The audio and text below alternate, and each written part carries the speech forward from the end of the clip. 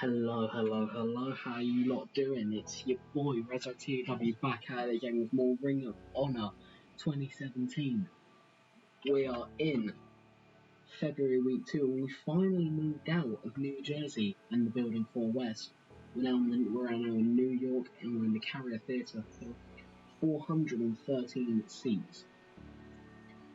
If he is said by now, but obviously top right you got the card. That's where you check out the entire playlist. Pretty interesting if you say so, especially if you want to get caught up before everything that happens. And then you go down to the link in the description where you see the Twitch page. And on the Twitch page you'll see my streams, and you'll see State of the Universe for this, which I do normally like sometimes once a week, or whenever something like groundbreaking happens, and you'll get to see all the behind the scenes stuff. And then also you'll see my AEW stuff, and the AEW save it's wacky, to say the least. But anyways, we move on to today's show.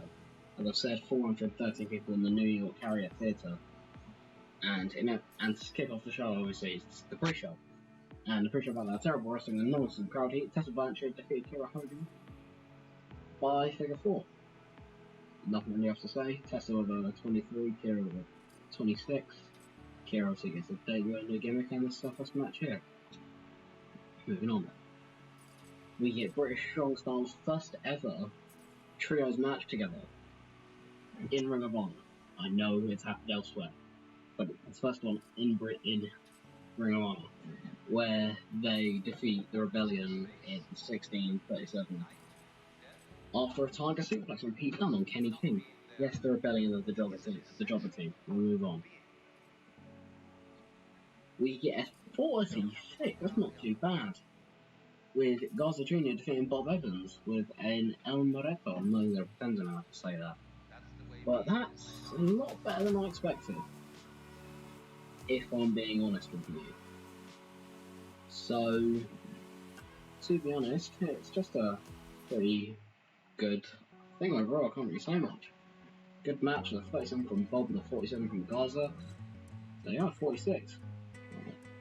Next up we got Matt Riddle choking out Trent. Oh, why does I say Trent? Travis Banks in 2:22. Love for that.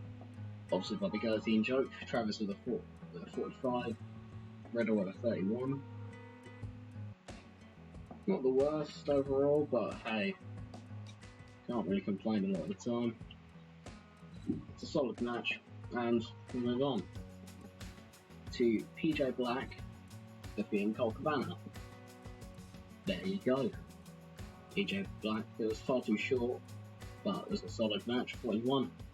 To kick us off into the show, I lie, we've got Leo Rush and Will Ferreira. Leo Rush picks up the win with the Dragon's Call.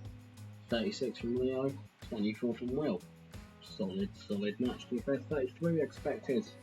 A lot worse than that, so fair play. Now we get into the main show where we see the first match of the top prospect tournament of the night. In a 42, Hiromu Takahashi defeats Joe Hendry with the Fisherman Suplex after interference from TKO Orion. That's not there. We had the stuff with Drew a few weeks ago as well. But, well, and it's still sharp, so this is with interference from TKO Orion. But Hiromu Takahashi goes through to the next round. And in the next match after the tournament, it is Joe Coffey and Smart Coffey. Yes, they were drawn up against each other. It's almost like wrestling is predetermined or something.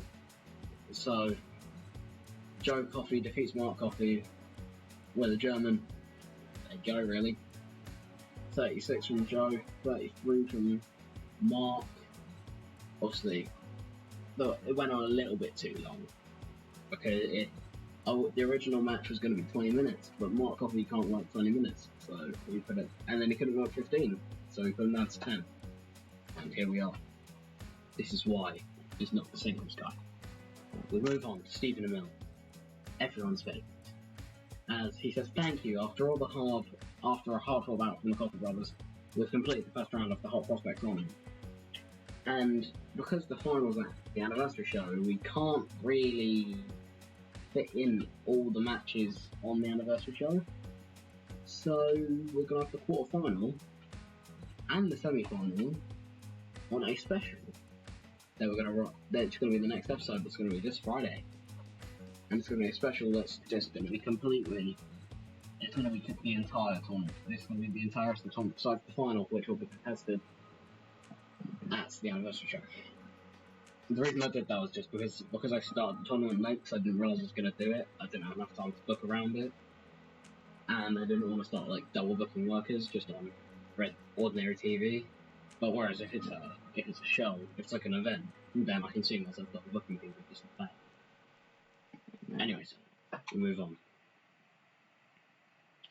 to the promised trios tag title shot that Empire would get after defeating the Rebellion last week. And here's them making do on that by losing to the Kingdom. We also saw TK Orion earlier tonight, distracting Joe Hendry, causing his elimination from the entire tournament, from the whole Prospect tournament. But Matt Taven pinned Big Van Walter with an arm trap headlock driver. That is the Kingdom's third defense of the 6-man tag team titles. We move on to an announcement that at the anniversary show we will see Pete, Trent, and Tyler of British Strong Style take on the Kingdom. It's going to be an interesting one. I'll give you that, Steve. We move on to a 46, which drew a decent reaction from the crowd. And, well, Drew Galloway just picked up another win in his saga with the TV title. He beats Martin Kirby, who was tonight. I didn't have enough time in the show to actually end up getting the whole extra. Martin Kirby's when I wanted it. No, I didn't have enough time, so I decided just to throw it together like this. 55 from Drew, 49 from Kirby. It's just pretty classic match, to be fair. Match too short apparently, but 10 minutes. It did its job. It did its purpose on the card. Marty Scurll has an interview where he talks to Galloway and says that he could challenge for the TV title anytime he wants and he'd win. Well, we'll get our thoughts from Drew very soon. Then a video plays hyping on main event, which Kyle O'Reilly, Bobby Fish, and Will Ospreay, who Redragon and Will Ospreay formed an alliance earlier tonight. We're going to say they did. They formed an alliance where they said that because obviously Redragon don't really have a lot of connections in Ring of Honor, whereas Adam Cole and I don't really need to say anything about Adam Cole. He's got the Bucks, he's got all the Bullet Club on his side. So Ospreay voluntarily said that he'd stick up for him. So moving to the main event, just a 38. Ooh, that's I was expecting more. But I realised that. Alright. Will Ospreay and Redragon drew the Bullet Club, more specifically Adam Cole and the Bucks, following a double count out. I can see why they don't.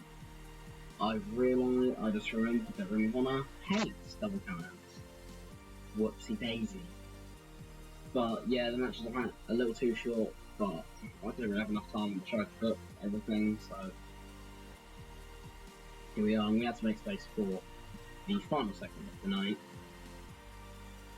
which was 25, where Carl, Adam, obviously they were the two who got double counted out.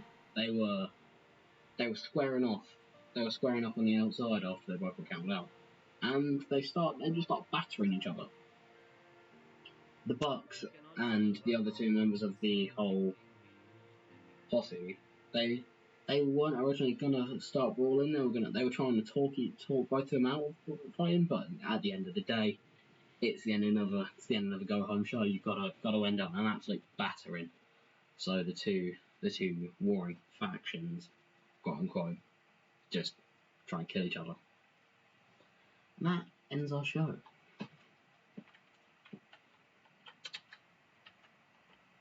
We've got 40, which is tied with our worst show ever, and I expected more from the main card, to be fair. After looking at the... Pretty sure I was really expecting a big show here, but, well, we ended up getting a card with a 16, which is probably our lowest second rating ever, and a pretty disappointing main event. That's all my fault. That's all fault on my behalf. So, yeah, a bit disappointed in the show, but again, that's all my fault. Can't really blame the game there. That's all my fault. So I can't really say much else. I'll run out of words to say. All I can say is have a good one. In a bit, boys.